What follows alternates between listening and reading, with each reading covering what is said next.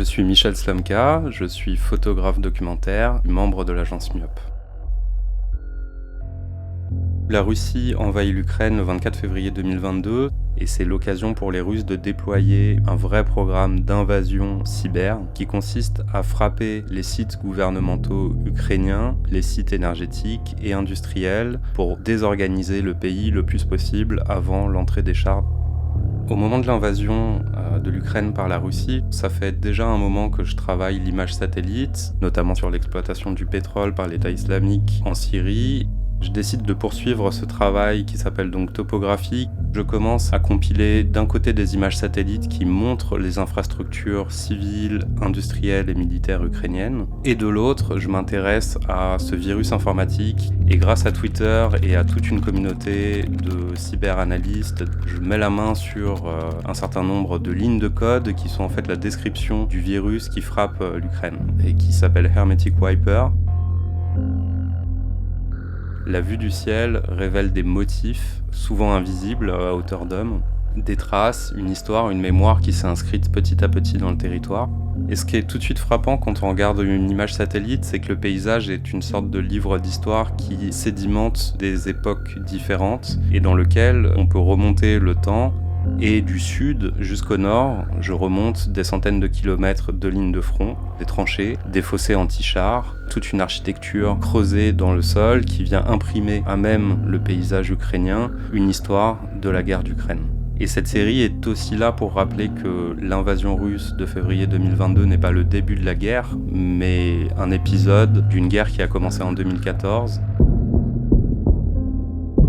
Il y a une réflexion dans Topographie sur le langage et sur la forme graphique qu'ont les tranchées, que je compare parfois à des glyphes ou à une écriture, parce qu'en tant que trace, elles conservent quelque chose du sens même du nom Ukraine.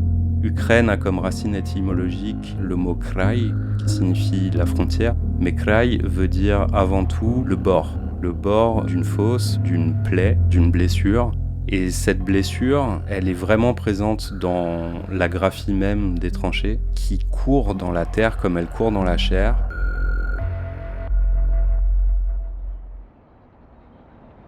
Ce qu'on voit au premier abord sur cette photo, c'est le ciel de Kiev. On est en janvier 2015. On voit un avion qui est en phase d'atterrissage ou de décollage. Et par-dessus cette image, on voit s'inscrire des lignes de code.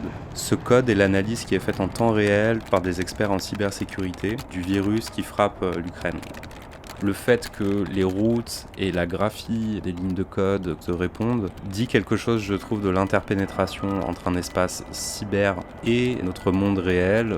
Et je pense que dans cette image, il y a un peu ce nouvel espace de la guerre qui aujourd'hui est devenu un théâtre d'opération vraiment comme les autres.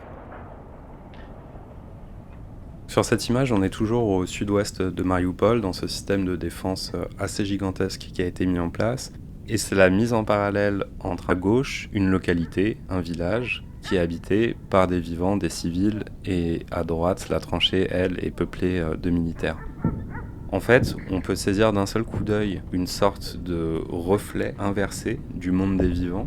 Les villageois habitent une architecture verticale, celle des maisons, des rues, des jardins. Et les militaires, eux, juste à côté, vivent dans un monde où l'architecture est enterrée, creusée dans le sol. Et ils occupent cet espace comme en négatif, où la vie commune est suspendue à la réalité des combats. Sur cette image, une tranchée à nouveau, sauf que celle-ci a une particularité absolument frappante, c'est qu'elle s'organise en étoile autour d'un tumuli qui a pour nom Kourgan. Les Kourgans étaient des tombeaux que les peuples cavaliers élevaient pour leurs dignitaires et leurs princes. Et on peut voir ici que les soldats de notre âge contemporain se sont organisés structurellement autour du tombeau d'un militaire qui, lui, vivait probablement il y a 3 ou 4 000 ans. Donc il y a une forme de superposition temporelle qui est absolument frappante. Ça interroge aussi finalement sur la manière dont ces tranchées, tous ces motifs contemporains de la guerre vont s'inscrire dans le temps long. Qu'est-ce qu'ils vont laisser dans le paysage comme reste archéologique pour les générations futures ? Les satellites qui orbitent autour de la Terre enregistrent des images année après année, se constituent une mémoire stockée dans des data centers qui sont finalement assez peu sollicités par les internautes que nous sommes.